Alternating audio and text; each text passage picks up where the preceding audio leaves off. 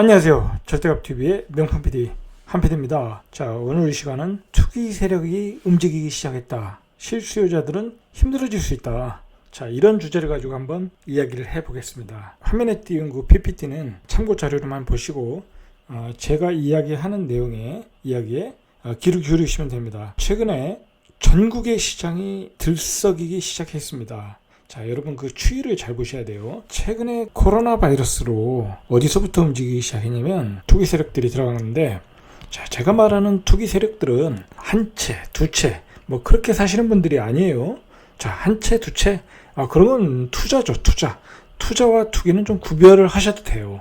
자본주의에서 자기 자산을 늘리는 방법은 늘릴 수 있는 거는 투자니까, 투자는 뭐 별 문제는 저는 없다고 봐요. 근데 자, 투기. 예를 들어서 법인 거래로 뭐 10채, 20채 또는 뭐 30채 막 그렇게 사시는 분들이 있어요. 부동산 시장에서 10채 또는 20채 법인이 가서 거래를 해서 싹쓸이를 한다. 자, 그래서 시장을 교란시킨다. 그거는 문제가 좀 있어요. 왜 그러냐면, 예를 들어서 우리가 그 코로나 바이러스 때 마스크를 매점 매석하신 분들이 있잖아요. 그래서 많은 차익을 얻었잖아요. 그래서 엄청난 사회적 파장을 일으켰고, 정부가 심지어는 그 공적 판매까지 가는 사태가 일어나지 않았습니까? 뭐든지 이게 매점 매석하면 문제가 있는 거예요. 그래도 마스크는 찍어내면 되잖아요. 찍어내면 공장에서 찍어내면 되는 거예요. 더 많이 찍어내서 팔면 되는 거예요. 자, 그래서 이제 정부가 공적 판매로 이렇게 갔던 거예요. 자, 그런데 부동산은 안 그렇다는 거예요. 예를 들어서 청주라는 지역이 있는데, 최근에 핫한 청주라는 시장이 있는데, 자, 그 청주라는 시장의 물량이 얼마나 많겠습니까? 부동산으로서 가치가 있는 매물들이 얼마나 많겠냐 이거죠. 자, 그런 물량들은 한정돼 있겠죠. 예를 들어서 최고 좋은 지역이다. 뭐 그런 지역, 뭐 예를 들어 청주는 흥덕구가 최고 좋다고 그러지 않습니까? 그럼 흥덕구에 있는 물량이 얼마나 되겠습니까? 그걸 전국에 있는 투기 세력들이 뭐 법인으로 들어가서 10채, 20채 마구 사들인다면 그거는 사회적 문제, 그 지방 사람들의 어떤 생존해 가는 문제예요. 제가 보기에는 생존해 가는 문제다. 예를 들어서 법인 세력들이 들어가서 10채 사가지고 뭐 그 사람들 그 1,000만원, 2,000만원 뛰게 한다고 그러더라고요. 자, 사가지고 1,000만원, 2,000만원 주고 다 파는 거죠. 단기 매매예요. 그냥 바로 계약을 해서 바로 파는 거예요. 호가가 2, 3천 올라가면, 한 3천 올라가면 그냥 3천에 파는 거예요. 양도세? 법인 세니까 20% 내면 되는 거죠. 자, 20% 내고, 그러면 최소한 50%는 벌 거 아니에요. 나중에 이제 세금 처리한다고 해도. 자, 최근에 50%면 예를 들어 2천만 원씩 먹으면 10채면 2억을 버는 거예요. 2억을. 자, 그렇게 전국 시장을 돌아다니면서 시장을 교란하고 있다는 거예요. 그래서 전국의 시장이 들썩이는 거예요. 지금 들썩. 자, 그게 코로나 바이러스 이전에 수용성 지역에서 시작됐다가 정부가 조정지구, 투기과열지구를 때리면서 조금 진정되다가 코로나 바이러스가 이제 시작되면서 집값들이 이렇게 크게 조정을 받았죠. 단 2달 동안에. 2달 동안에 그 강남에 있는 지역들이, 강남에 있는 아파트가 급격하게 조정을 받았죠. 3억씩, 5억씩. 자, 그런데 그 사이에 투기 세력들은 이제 청주로 들어갔고, 그 다음에 다른 지역, 뭐 예를 들어, 뭐 김해 지역, 구미, 울산, 뭐 다양하게 들어간 것 같아요, 전국에. 근데 그 중에서 제일 화력이 집중된 곳이 청주 지역이었고, 또 최근에 이제 이러한 움직임이 어디에서 또 포착되느냐? 자, 수도권 서울 외곽 지역에서 또 포착되고 있다는 거예요. 자, 이게 문제라는 겁니다. 자, 보십시오. 이 빨간 글씨를 보세요. 서울 수도권 전세 가격이 초강세이다. 자, 이게 서울 수도권 집값이 지금 들썩이는, 하락에서 상승으로 전환해서 특히 수도권 외곽 지역들, 자, 그런 지역은 심지어 지금 좀 조금 거칠게 표현하면 거래가 활발하게 이루어지고 있다. 이렇게 보셔야 돼요. 투기 세력들이 들어가서 물건을 매집을 하고 있다는 거죠. 매집. 자, 거기에 문제가 있는 거예요. 자, 그래서 지금 문제가 뭐냐면, 그 서울 아파트가 코로나 바이러스로 인해서 조정을 받다가 지금 매매가가 보합세를 회복했다. 2개월 만에 빠르게 보합세를 회복했다는 겁니다. 이러한 현상을 어떻게 해석해야 될까요? 뭐 경제 문제로 거의 경제가 셧다운돼서 뭐 수출도 못하고 일자리도 뭐 거의 직장에서 쫓겨나고 뭐 그게 지금 아직도 해결이 안 되지 않습니까? 미국의 수출기는 막혔고 비행기 길도 막혔고 중국으로 가는 비행기도 제한돼 있고 지금 일본은 뭐 기업인도 못 간다는 것 같아요. 자, 그 정도로 이렇게 모든 그 해외로 가는 길이 막혔는데 이렇게 활발하게 투기 세력이 움직일 수 있었던 것은 뭐냐? 저는 딱 두 가지라고 봐요. 뭐 이건 말이 필요 없어요. 이건 두 가지다. 일단은 집을 많이 살 수 있는 돈의 가치, 금리, 초저금리가 배경이 되는 거예요. 예를 들어서 금리가 6%, 7%다. 자, 그러면 그 실수요자들도 나중에 사야 되는데 그 실수요자들이 계속 올라간 집값을 추격 매수할까요? 그거 안 하는 거죠. 왜냐면 그 사람들도 대출을 받아서 사야 되니까 고금리를 주고 많은 그 은행 대출금리를 주고는 집을 못 사는데 지금은 2%잖아요. 2%. 보금자리론으로 가면 더 낮아질 수도 있죠. 자, 그리고 LTV 70%가 6억 이하는 또 70%가 돼요. 그러니까 집을 실수요자들이 살 수 있다. 자, 근데 그 실수요자들이 집을 사기 전에 투기 세력들이 법인 계좌를 이용해서 그냥 싹쓸이를 한다는 거예요. 싹쓸이를. 자, 그러면서 집값이 올라가는 거예요. 집값이 올라가는 거예요. 자, 그러면 두 번째로 문제가 있는데, 자, 두 번째로 왜 이렇게 엄청난 그 외환위기, 금융위기보다 더 이렇게 심각했던 코로나 바이러스 위기 상황에도 이렇게 빠르게 회복하는가? 여러분 생각해 보십시오. 이 코로나 바이러스 위기 때 전문가들이 뭐라고 얘기했습니까? 대부분의 전문가, 신문에서 나오는 그 전문가들은 우리가 다 아는 유명한 전문가들이에요. 유명한 전문가들. 뭐 그분들 실력도 좋아요. 제가 보기엔. 뭐 나무랄 데 없는 분들이에요. 제가 보기엔. 자, 그분들도 긍정적으로 이렇게 낙관적으로 전망을 예상하신 분들이 빨라야 한 2년, 진짜 빨라야 한 1년 반 그렇게 예상했어요. 빨라야. 자, 그 정도로 시장의 상황이 암울했던 거예요. 암울했는데 이렇게 빠르게 들썩거리기 시작했다. 자, 그 들썩거림이라는 것은 제가 이제 앞으로 쭉 설명을 하면서 이제 보완 설명을 해드리겠습니다. 얼마나 이게 들썩거리고 있는지, 그리고 그게 얼마나 문제가 되는지. 자, 근데 왜 이렇게 빨리 들썩거릴까? 이 사람들이 이 증시가 반등을 하고 2100을 넘어서 2200을 가지 않았습니까? 자, 미국의 주식은 거의 나스닥은 전 고점에 다 왔고 다우도 얼마 안 남았어요. 다우지수가 거의 26,000에 다 됐죠. 꼭지가 29,000인가 그랬잖아요. 자, 이제 다우지수도 곧 29,000을 가겠죠. 지금 오늘도 보니까 나스닥 다우가 또 폭등. 그러면 그 미국이 폭등했던 것도 결국 초저금리의 양적 완화 아닙니까? 자, 그 결국은 초저금리가 원인이 된 거예요. 자, 두 번째 원인은 이거 매우 중요한 건데, 옛날에 2006년도에 그 상승 사이클에서는 예를 들어서 10사람 중에 한 사람, 100사람 중에 한 사람이 투자자였다. 자, 그러면 10%가 투자자였다는 거예요. 10%가. 자, 그런데 지금은 투자자가 제가 보기에는 30%가 넘는 것 같아요. 10사람 중에 3사람이 투자자가 된 거예요. 그만큼 투자가 부동산 갭 투자, 분양권 투자, 자, 그런 것이 너무나 많이 일상화되었어요. 주변에 한번 보세요. 아파트 한 채만 가지고 있는 사람이 있나? 2채, 3채. 어떤 아줌마들은 10채, 20채 막 가지고 있어요. 그냥 막 사는 거예요. 그냥 집값이 오른다고 생각하니까. 지금 돈이 갈 데가 없지 않습니까? 그러니까 거기다 투자하는 거예요. 자, 그렇게 투자가 일상화됐다. 그 투자의 일상화에는 바로 그 많은 부동산 전문가들의 배출, 2006년 이후에 많은 이론으로 무장된 전문가들의 배출 또는 준 전문가들이 강의를 통해서 많은 사람들이 투자를 배운 거예요. 그렇게 해서 일상화됐다. 자, 이거 투자하는 계급과 투자를 못하는 계급, 자, 이렇게 또 분류가 돼요. 이게 그런 사람들은 투자하는 사람들은 투자하는 사람들은 많은 재산들을 지금 불리고 있어. 그러면 투자를 안 하는 사람들은 계속 자산을 까먹고 있는 거예요. 현실이 그렇다는 거예요. 현실이. 자, 그런데 투자자는 많아졌고 투기할 수 있는 상품은 그대로이다. 자, 그러니까 시장의 반등이 급격하게 일어나는 거예요. 제가 보기에 저도 사실 깜짝 놀랐는데 코로나 바이러스가 한참일 때 3월달, 4월달에도 지방에 가서 마구마구 매수하시는 분들 많이 봤어요. 마구마구. 야, 저거는 좀 너무 심한 거 아니냐. 조금 나중에 해도 될 텐데 저렇게 급할까. 자, 그렇게 매수를 하더라는 거예요. 자, 근데 이제 문제는 조금 있어요. 그러니까 제가 뒷부분에 설명을 하겠지만, 자, 그렇게 투자하시는 분들도 나중에는 한번 큰 코를 다칠 수 있다. 자, 그것은 이제 나중에 제가 설명해 드리겠습니다.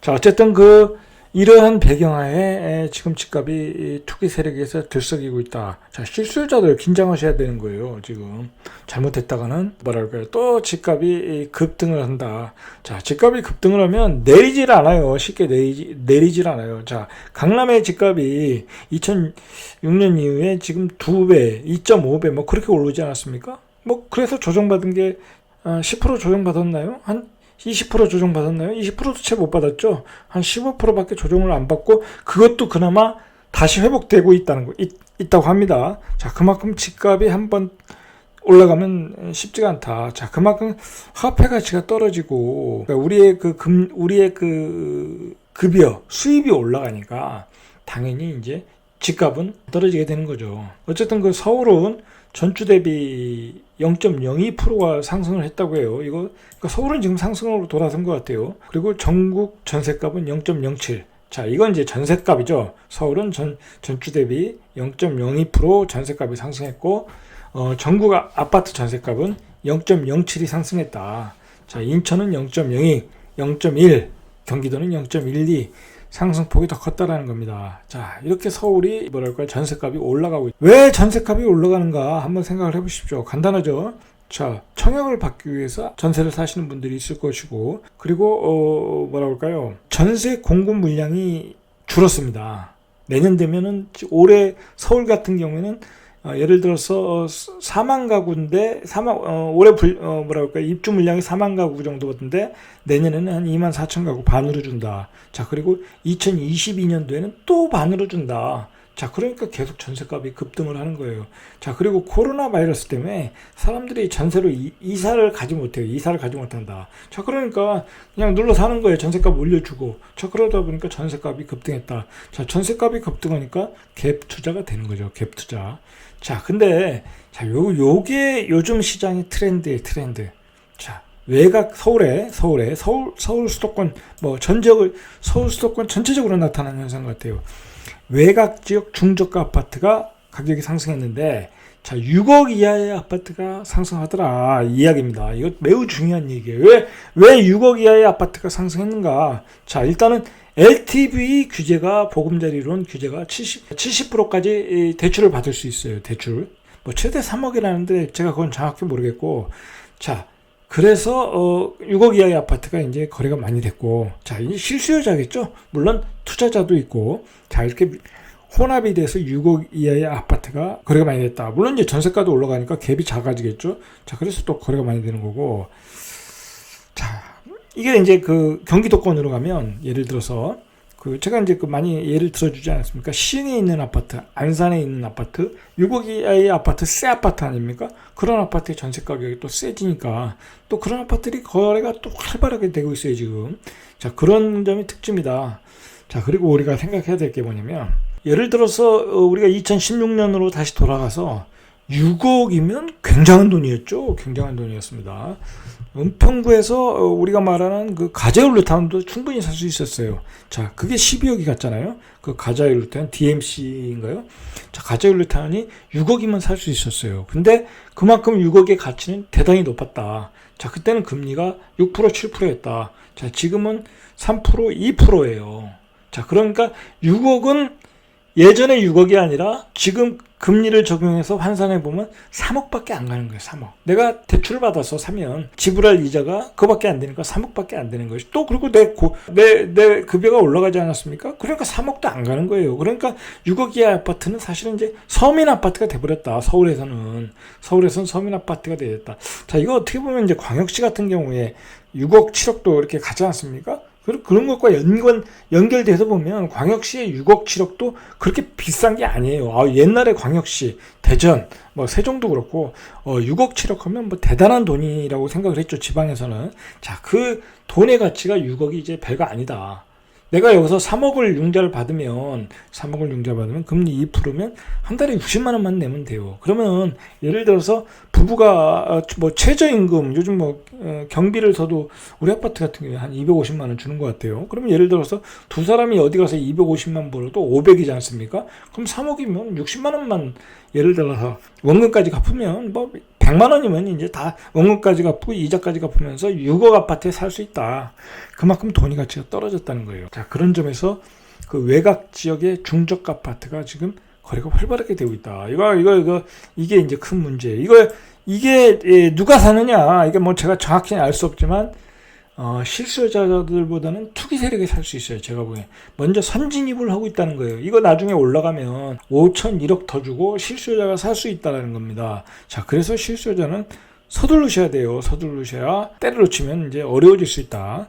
자, 내년에 이 서울 입주 물량은 이제 반으로 줄어든다. 이게 이제 결정적으로 전세값을 올리겠죠? 전세값이 올라가면 이제 갭 투자가 또 기승을 부리겠죠? 평균 물량의 절반이고 22년까지 물량은 부족하다. 이렇게 보셔야 돼요. 자, 2023년도부터 이제 물량이 좀 트이겠죠. 자, 그래서 서울의 어떤 그 급격한 상승은 이제 그 소위 말하는 그 전문가들이 예상하기에는 2022년까지는 이제 상승으로 보고 있는 거예요. 마치 그 뒤는 이제 우리가 알 수가 없는 거고. 그래서 경기도의 5월 거래량이 이미 4월 거래량을 추월했어요. 여러분 그 경기도의 그 신도시 택지지구 그 새 아파트들 한번 거래 상황을 좀 파악을 해보시길 바랍니다. 거래가 꽤 이루어지고 있어요. 꽤 이루어지고 있다. 왜냐하면 예를 들어서 6억 이하의 아파트의 신축에 서울에 뭐 1시간 거리, 뭐 50분 거리. 자, 이런 아파트면 살만하겠죠? 자, 당연히 이제 이런 아파트가 거래가 잘 되는 거예요, 이제. 자, 6억은 이제 일반인들도 이렇게 뭐랄까요? 쉽게 살 수 있는 아파트가 돼버렸다. 대중적인 아파트가 돼버렸다. 그게 여러분들이 반드시 인식을 해야 돼요. 자, 내가 어떻게 3억을 대출받아서 사냐. 보통 이런 마음 때문에 집을 뭐랄까요? 장만을 못 하는 거예요. 장만을. 대출을 500만 원 버는데 100만 원을 어떻게 주고 사느냐. 자, 이제 그런 프레임을 깨셔야 돼요. 그러한 그 한계를 깨지 못하시면 집값을 나중에 더 비싸게 주고 살 수도 있어요. 이제 지금 사시는 분들은 이미 그런 개념을 깨고 과감하게 대출을 받아서 지르고 있는 거예요. 자, 이제 지르고 있는 겁니다. 그러니까 시장의 반등 분위기 한번 보시죠. 자, 이게 이제 그 경기도가 0.35%가 상승했다고 그래요. 0.35%. 많이 상승했죠? 자, 경기도 전체로 0.35고, 자, 요즘 핫한 곳이 안산시하고 시흥입니다. 시흥. 왜 안산시하고 시흥이냐? 제가 보기에는 이제 1.24%가 상승을 했는데, 자, 안산시와 시흥이 요즘 그 건설 중인 철도가 많죠? 신안산선, 서해선, 이제 내년부터 이제 월판선까지 공사가 되죠. 지금 수도권에서 가장 뭐랄까, 일반인들이 관심을 갖는 노선이 신안산선이죠. 자, 여의도까지 30분이면 간다. 안산에서도 한 30분이면 가겠죠. 자, 그러니까 안산시가 1.24% 엄청난 상승률을 보여주고 있어요, 지금. 자, 그 중앙역인가요? 그 대장 아파트가 7억 2천. 자, 그렇게까지 이제 올라갔다고 해요. 엄청나게 올라갔죠. 예전에 작년에 봤을 때 5억 얼마 했던 것 같아요, 제가 보기에. 자, 구리도 1.08. 자, 구리도 많이 상승했어요. 자, 전국이 0.19%가 상승했다. 자, 전국도 상승 중이다. 이거 포인트예요, 이거 포인트. 자, 이 전국에 투기하시는 분들 많잖아요. 자, 그냥 각자 가까운 지역에 가서 지금 막 사고 있는 거예요. 화폐 가치는 하락하고 공급 물량은 적고 전국이 지금 그런 상황이다. 자, 이제 그런 상황이지만 결국은 나중에 실수요자가 뒤따르지 못하는 곳은 이제 거품이 되겠죠. 자, 이제 그런 점도 유의하셔야 되겠죠. 자, 근데 우리가 그 서울의 전세값을 보니까 요즘 강남의 전세값이 장난 아닙니다. 리센치가 한 2억 정도 상승했다고요. 그냥 부르는 게 가격 같아요, 제가 보기에. 자, 근데 그게 왜 강남의 전세값이 상승했냐? 자, 재산세, 보유세가 올라가니까 당연히 그 강남에 있는 사람들이 한 1년에 내가 내 돈 내고 전세로 주고, 예를 들어서 전세를 주고 내가 1,500만 원씩 세금을 낼 바보가 없겠죠? 바보가 없겠죠. 내가 전세를 주고 전세 줘봤자 이자도 안 나오는데. 자, 그러니까 다 반전세로 돌리는 거예요. 자, 반전세. 자, 반전세로 돌리니까 당연히 강남에 매물이 없겠죠. 자, 그리고 강남으로 이사 가신 분들은 꼭 강남에 살아야 돼요. 왜 그러냐면 아이들 때문에 이사 갔잖아요. 아이들 때문에. 자, 아이들의 교육 때문에 이사 갔으니까 막 여기저기서 돈 끌어당겨서 계속 높은 가격에도 전세를 사는 거예요. 자, 그래서 강남의 집값은 전세 가격은 올라가고 있다. 자, 요즘 그래서 심지어 강남이 다시 이제 제자리로 좀 가고 있는 느낌인데 전 고점까지는 아직 못 갔죠. 자, 그런데 이 갭 투자들도 기웃거리기 시작했다는 거예요. 갭 투자들도 하도 전세값이 올라가니까. 자, 이게 문제입니다. 이게 큰 문제입니다. 자, 그러나 이제 강남은 그래도 이제 보유세 악재가 있어요. 보유세 내년에 기준 시가가 더 올라가면 더 많은 보유세를 내니까 자, 그런 문제도 있다. 어쨌든 지금 강남은 낙폭을 축소하고 있다. 자, 그러지만 여기도 이제 어떤 그 뜨거운 용광로가 될 수 있다는 겁니다. 자, 목동 같은 경우에는 거의 뭐 이제 급매물들이 다 팔려나갔고, 자, 그래서 이제 지금 지금 시장을 이렇게 한마디로 정리하면, 어떤 그 시장의 반등을 정리하면, 제가 보기에는 청주 시장이 불을 질렀어요. 어떤 투기 세력들에 의해서. 아파트 시장도 다시 뜨거워질 수 있네. 자, 그게 청주 시장을 불을 질렀어요. 그 다음에 이제 그 어떤 그 시장에 또 불을 지르는 게 뭐 다른 지방도 있지만 뭐 지방은 뭐 이렇게 큰 의미가 없고 제가 보기에는 강북의 중저가 아파트, 수도권의 6억 이하의 아파트, 뭐 수도권의 또 대장 아파트들, 자, 그런 아파트들이 거래가 계속 된다는 거예요.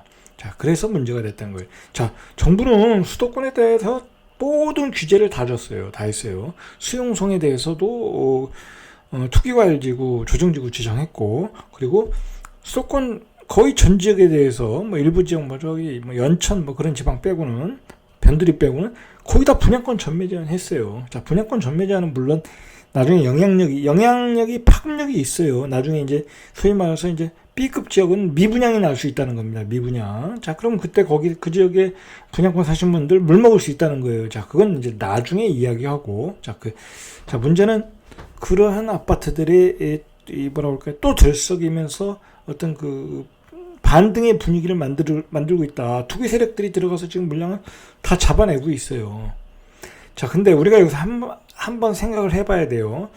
자, 6억 이하의 중저가 아파트의 거래가 활발한데 바로 이런 지역에서 거래가 되는 거예요. 노원구, 광북구, 금천구, 강서, 도봉.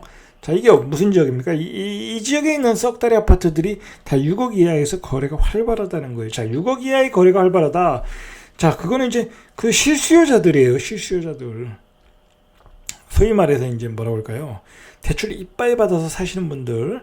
자, 그런 분들이 이제 사시는 거예요. 이제 마지막 어떤 그 실수요자들이 사러 들어가고 있는 거예요. 그 썩다리 아파트, 뭐 별로 이렇게 잘 인기가 없는 아파트인데, 자, 그런 아파트들이 거래가 활발하고 있다. 자, 그리고 투자자들, 투기 세력들은 경기도 외곽을 들쑥이고 있다. 덕소, 남양주, 안산, 오산. 자, 이런 지역까지 가고 있다. 자, 사실은 이거 참 재밌는 얘기인데, 이 덕소를 생각해 보면 이 덕소까지 투자자가 들썩였다. 이거 이 마지막 끝장서예요. 이게 2006년에도 이 덕소 이런 지역들이 이게 투자자들이 마지막에 들어가서 마지막 물린 곳이에요. 물린 곳. 자, 이렇게 이게 이게 많은 투자자들이 이제 먹을 게 없으니까 그냥 아무거나 막 사는 거예요. 아무거나 막 산다. 이게 오산도 들어가고 뭐 평택은 뭐 말할 것도 없고 남양주 이거 저기 어디지 별내 뭐 그런 지역 이거 뭐 쳐다나 봤습니까? 이거 거래도 잘 안 되는 아파트인데 이제 거기도 뭐 KTX가 언제 들어올지 모르지만 뭐 들어간다고 또 들어가서 들쑤시고 자 이거 나중에 후유증이 있는 겁니다. 후유증이 결국 실수요자가 많은 곳이 아니에요. 그런 지역들은 자 그런 지역들에 만약에 그 분양권 전매장이 걸어놨지 않았습니까? 거기에 분양을 했는데 미분양이 날 수 있다는 거예요. 자 그러면 기존에 샀던 분 다 물 먹는 거예요. 제가 보기에는 자 그런 점에 조심하셔야 돼요. 결국은 분양권 전매 제한이 이게 아주 날카로운 칼같은 무기가 될 수 있어요. 정부 입장에서는 인기 지역은 분양권 전매 제한을 해도 뭐 청약률이 높지만 나중에 덕소, 남양주, 오산 이런 지역은 나중에 미분양이 날 수 있어요. 제가 보기엔 검단도 위험해요. 검단도 위험해요. 나중에 검단도 어떻게 될지 몰라요. 분양권 전매 제한 3년 하고 입주 후 2년 뒤에 파니까 뭐 분양권을 팔 수가 없지 않습니까? 그럼 내가 사서 검단도 내가 사서 들어가야 돼요. 자 그러면 또 달라져요. 검단 초기에 미분양 나지 않습니까? 자 그다음에 올라갔죠. 자, 그런데 다시 또 미분양으로 또 갈 수도 있다는 거예요. 자, 그런 점이 어떤 분양권 전매 제한의 어떤 양날의 칼이다. 그렇게 생각하셔야 돼요. 그거 무시하시면 큰 코 다칠 수 있다. 자, 근데 자, 이렇게 투자자들은 뭐랄까요? 빠르게 움직이고 있다. 투기 세력들은. 자, 정부가 제가 알기로는 한 달 전인가요? 자, 법인 규제 강화하겠다 발표했는데 아무런 대책이 안 나와요. 아무런 대책이. 자, 뭐 언젠간 나오겠지만 뭐 어떻게 나올지 모르겠지만 투기 세력들은 법인 규제를 이용해서 이렇게 활발하게 움직이고 있는데 아무런 조치를 안 하고 있다. 지금 청주시장을 보면 말이 안 나와요. 제가 말이. 아주 그 청주라는 도시는 인구가 80만밖에 안 되는 그렇게 큰 도시가 아니에요. 거기 광역 도시도 아니고 그냥 도청 소재지예요. 도청 소재지. 자, 그런 조그만 도시에 전국의 투기 세력들이 다 들어가서 외지인 투자자 비율이 거의 50%에 가까워요. 이제 다음 달이면 더 늘어날 거예요. 그러면 만약에 60%까지 갔다. 그럼 10채 중에 6채를 외지인이 그 지방 도시에 샀다. 아, 그게 말이 됩니까, 그게? 그게 말이 안 되는 거예요. 그럼 정부는 자기 할 일을 안 하는 거예요. 그러면 그 지역 사람들이 어떻게 생각을 하겠냐고요. 오직하면 그 지역 사람들이 민원을 넣겠죠. 그러니까 그 지역 자체에서 무슨 세무조사하는 데나 그런 얘기가 좀 있는 것 같아요. 제가 보니까 들리는 얘기에 의하면. 그러니까 그 지자체가 움직이든지 정부가 움직이든지 대책을 세워야 된다. 안 그러면 생각해 보십시오. 예를 들어서 84 아파트가 구축 썩다리 아파트가 2억도 안 가는 아파트도 있는데 어느 날 3억이 된다고 생각해 보세요. 그 지방의 경제는 서울의 경제력하고 틀려요. 어떤 소득이. 그러면 그 사람은 1억을 융자를 내야 되는 거예요. 그럼 생활이 궁핍해지겠죠? 그러한 어떤 그 생활의 생태계가 깨진다. 자, 그런 점을 정부는 인식하고 이게 빨리 대책을 내놔야지. 안 그러면 또 투기 열풍이 번다. 아주 투기 열풍이 불기 좋게 요즘 환경이 만들어졌어요. 초저금리에 자, 주가는 2200에 급등. 자, 주식에서 엄청나게 돈 버신 분들이 많아요. 제 주변에도 많고. 자, 그 돈들이 다시 부동산 시장으로 또 리턴하고 있어요. 벌써 제가 보기엔 리턴하고 있다. 자, 그러한 그 유동성이 그냥 어떤 그 쓰나미 같이 몰려오는데 정부의 규제가 약하다는 거죠. 자, 이게 문제입니다. 자, 결국은 지금 주식시장이 거의 V랠리, 폭등 랠리를 하고 있지 않습니까? 그냥 조정이 없어요. 제가 보니까. 미국 시장도 그렇고. 자, 그게 왜 그러냐면 이 유동성, 그냥 말 그대로 부도나는 기업도 그냥 풀어서 돈을 풀어주는 거예요. 그냥 예전에 그거 상상이나 했습니까? 부실 기업들을 그냥 구조조정하고 부도내서 법정 관리들하고 그랬는데 요즘 우리가 코로나 바이러스 이후에 굉장히 힘든 기업들이 많은데 부도났다는 기업이 없죠. 자, 그냥 마구 풀어주는 거예요. 미국이건 우리나라건 막 풀어진다. 자, 그 돈이 이제 문제는 뭐냐면 이 풀린 돈이 소비와 투자, 경제 활동으로 투입이 돼야 기업이 이 설비 투자도 하고 그리고 공장이 돌아가고 자, 그리고 고용이 창출되고 그렇게 되지 않습니까? 자, 근데 그게 안 된다는 거예요. 그게 안 된다. 자, 그게 안 되는 게 통계로 나타나요. 통화 유통 속도라고 그러더라고요. 통화 유통 속도가 0.64까지 떨어졌다고 그래요. 자, 그건 이 기업으로 안 들어가고 설비 투자에 안 들어갔다는 거예요. 자, 근데 이 0.64가 얼마나 심각하냐면 금융위기 때가 0.9라고 그래요. 0.9. 자, 그리고 2012년도면 금융위기가 회복됐을 때인데 이때도 0.8이었다는 거예요.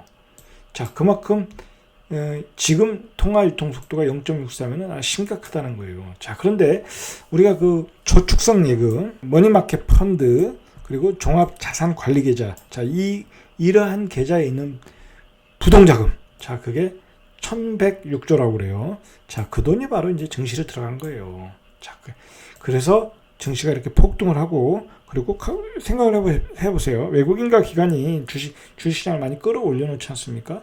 자, 그러면 그 돈을 증권사에 있는 그 계좌에 있는 돈들을 유혹하는 거예요.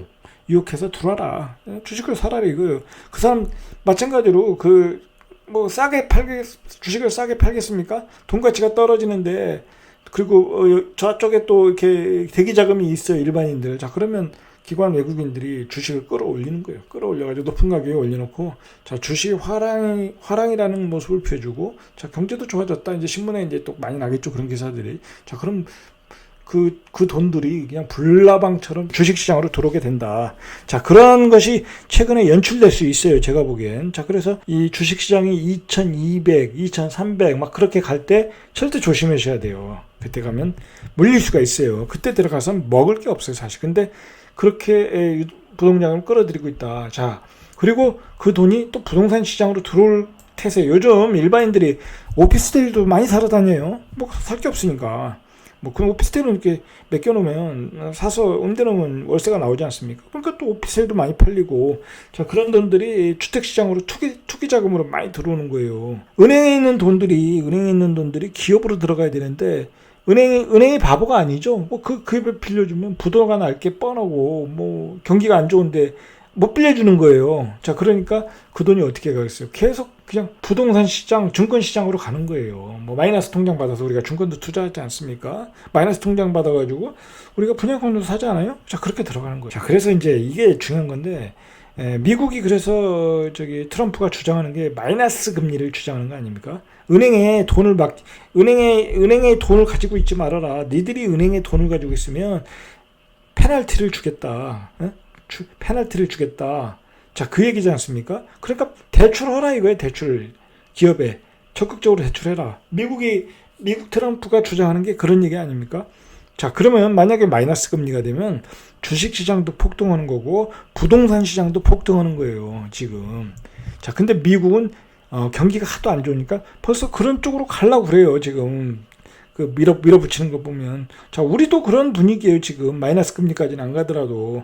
자, 그러니까 중요한 거는 이러한 돈이 증시시장에서 부풀린 돈이 또 부동산 시장으로 들어오고 있다. 자, 투기 세력들이 그걸 알고 있는 거예요. 그걸 알고 있으니까 지금 뭐 그걸 아는 사람은 또 대단한 사람이고, 사실 그걸 모르고 막 지방 투자하시는 분들이 사실은 대부분이에요.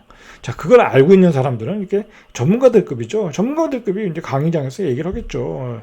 저 같은 사람들이. 뭐 저는 강의는 안 하지만.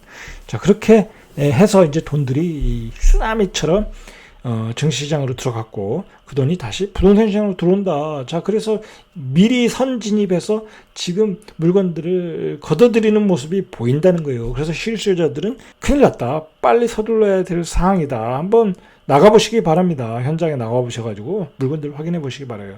제가 모두 이걸 부추기는 게 아니라 저는 실수요자 팬이지 않습니까? 가서 한번 확인해 보시라는 거예요. 제가 사실 뭐 작년부터 얼마나 얘기했습니까? 경기도 수도권에 4억대, 3억대부터 얘기했죠? 3억대부터 전 얘기했어요. 사실하고 그 좋은 그 도시의 인프라들이 경기도권에 계속 추가로 건설되지 않습니까? GTX 들어오지, 서울 수도권으로 여의도까지 가는 30분 전철 노선이 생기지, 또 광역버스망이 또 생겨서 BRT 도로 생기지, 뭐 슈퍼스테이션이라고 그러나요? 뭐 그래가지고 이 교통망이 엄청 좋아졌어요. 그리고 중간중간에 이 첨단 산업단지가 생기고 경기도에 일자리들이 많아졌어요. 그리고 많은 새로운 그 좋은 환경이 택지지구가 많아졌고, 경기도는 제가 예전에 말씀드렸듯이 예전의 경기도가 아니에요. 경기도 수도권은 말 그대로 업그레이드된 경기도 수도권이에요. 업그레이드된. 자, 서울에서 경기도 수도권의 한계가 뭡니까? 콩나물 전철 타고 1시간 반, 1시간 넘게 출퇴근을 하기 때문에 경기도가 인기가 없었잖아요. 자, 그런데 그런 걸 다 이제 몇 년 뒤에는 다 해결된다는 거 아니에요? 자, 그리고 그 신도시 택지지구의 그 쾌적성이 얼마나 좋습니까? 교육 환경도 좋고. 자, 출퇴근 거리만 해결되면 그것처럼 좋은 게 없죠. 그리고 주말이면 외곽으로 나가기도 좋고, 주변에 그 먹을 때도 많고, 여행할 때도 많고, 생활이 업그레이드 되는 거예요, 업그레이드. 그러니까 경기도 수도권에 그 신축 아파트들이 인기가 있는 거예요. 그래서 제가 작년부터 그래도 계속 사라. 실수요자들은. 자, 그렇게 사라. 얘기를 했던 거죠. 근데 그 얘기를 투기 세력들이 먼저 다 알아듣고 먼저 사는 것 같아요. 자, 그런데 지금 환경이 그렇게 사기 너무 좋은 환경이라는 거예요. 초저금리. 보금자리론을 받으면 2% 이하도 받을 수 있다. 그러면 지금 정부가 지금 그나마 대책을 세우고 있는 거는 임대차 보호 3법이에요. 전월세 신고제예요. 5타네요. 자, 전월세 상한제 청구권이네요. 청신권이라고 잘못됐네요. 자, 계약 청구권 이렇게 임대차 보호 3법을 마련 중인데 이게 폭탄이에요, 폭탄. 이거 하면 이거 전월세 값이 이제 또 엄청나게 초반에 올라갈 수 있어요. 결국은 전세값이 올라갈 수밖에 없죠. 그러면 만약에 장기적으로 이 제도를 가져가면 누가 집을 사서 전세를 놓겠습니까? 안 놓죠. 이렇게 되면 전세값이 올라가서 집값이 올라갈 때 시장에 공급량이 생기는 건데, 이렇게 되면 공급량이 줄어들게 돼요. 그럼 시장의 전세 물량이 줄게 된다. 건설사도 집을 안 짓게 되고 분양이 안 되니까, 자, 그러니까 전세값은 폭등할 수밖에 없어요. 이래저래 폭등할 수밖에 없어요. 이게 그렇게 좋은 제도가 아니다. 이번 시장은 앞으로 다음 시장의 움직임을 보면 이 전세가가 지금 불안하다. 자, 이런 초저금리에 6억 이하 또는 9억까지, 지금 9억짜리도 거래가 잘 돼요. 자, 그런 거래가 주로 이제 실수요자들이 움직일 가능성이 높아요. 지금 뭔가 이제 예를 들어서 투기 세력이 먼저 들어가고 집값이 또 폭등을 하네, 거래가 싹쓸이가 이뤄진다. 요즘은 법인 세력들이 들어가면 막 금방금방 싹쓸이기 때문에 보십시오. 한 6월, 7월 되면은 제가 보기엔 6월 중순 말 7월 달 되면 아마 신문에 이런 기사들을 많이 날 겁니다. 또 어디 시장이 핫하다. 법인 세력들 들어와서 극성을 부린다. 자, 그러면 그때 돼야 8월, 9월 돼야 이때 실수요자가 움직일 가능성이 높아요. 자, 그러면 그때 되면 늦는다는 거예요. 늦는다. 자, 그런데 문제는 뭐냐면 이번 앞으로 시장에서는 이 중저가 아파트가 올라가지 않습니까? 6억, 9억짜리가. 자, 6억짜리가 올라가고 9억짜리가 올라가면 강남에 있는 아파트는 어떻게 되겠습니까? 올라가겠죠. 밑에서 올라오는데. 그럼 우리 아파트는 더 올라가야지 하면서 올라가는 겁니다. 그러니까 시장의 전반적으로 이제 하방에서 상방으로 치고 올라가는 모습이 될 가능성이 많아요. 자, 이게 문제라는 겁니다. 예전에는 강남 아파트가 먼저 올라가고 그래서 그 밑에 아파트들이 강남 아파트를 기준가로 해서 많이 올라가지 않았습니까? 근데 이제 반대로 가는 거예요. 중저가 아파트 6억짜리에서 9억짜리가 치고 올라가면 그 상단을 치고 올라가는 거예요. 정부가 다 규제를 그렇게 만들어 놨잖아요. 9억 이상은 대출이 안 된다. 그러니까 6억, 9억 대출 가능한 사람들이 그걸 사는 거예요. 이제 6억 이하는 일반 서민 아파트가 돼버렸어요. 일반 서민 아파트. 자, 그리고 분양권 전매 제한이 이제 8월부터 된다. 자, 이게 또 시장의 유통 물량을 확 줄어넣는 거예요. 자, 근데 그런 점도 있는데, 자, 이제 이 분양권 전매 제한 8월부터 이제 될 때 한번 우리가 관찰을 해보시면 돼요. 분양 결과 나오는 것을 보시면 돼요. 이제 의외의 지역에서 우리가 예전엔 분양이 잘 되던 지역에서 전매 제한이 인해서 미분양이 날 수 있어요. 미분양이 아니면 계약을 안 하시는 분들이 많이 나올 수 있어요. 왜냐면 살 사람이 없으니까. 이제 초피 시장도 소위 불법 시장인 초피 시장도 형성이 안 되니까. 자, 그렇게 되면 이제 말 그대로 이제 미분양 물건이 나온다. 그러면 예를 들어서 별로 입지가 좋지도 않은 지역인데 예를 들어서 안성 무슨 외곽 동두천 그런 지역 분양 받겠어요? 가서 투자로 받으시겠어요? 받아가지고 내가 등기치고 그리고 2년 있다 팔고 그러면 파시겠냐고요. 저 같으면 안 해요. 그거 생돈 들어가야 되고 2년 뒤에 어떻게 될지 모르는데 5년 뒤에 어떻게 될지 모르는데 그거 뭐로 봤습니까? 그 얄궂은 지역에. 자, 그런 점이 앞으로의 돌발 변수다.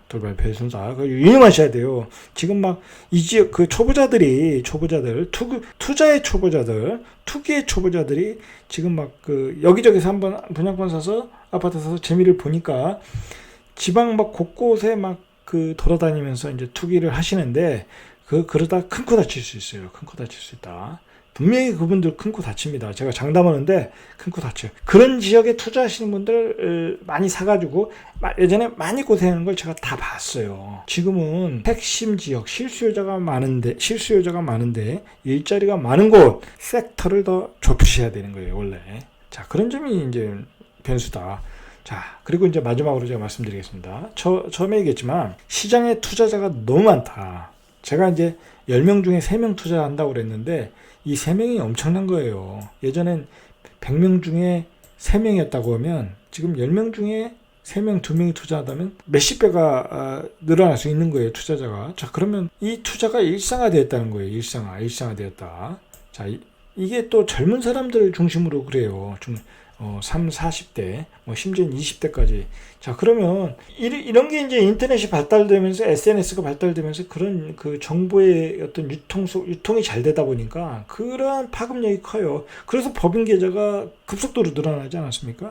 자, 법인 이거 규제 안 하면 이 법인을 이용한 투기 세력이 이 극성을 부리고 시장을 엄청나게 교란시킬 가능성이 많아요. 그래서 정부는 빨리 그 대책을 만들어야 된다. 안 만들었다가는 올해 전국이 투기판이 될 가능성이 높다. 그걸 유념하셔야 돼요. 그리고 실수요자들은 빨리 움직여봐라. 시장 한번 가서 보라는 거예요. 시장 가서 보시면 확인할 수 있잖아요. 자, 그리고 정부는 빨리 대책을 세워야 된다. 자, 이상 절대값 튜브의 명품 PD 한 PD였습니다.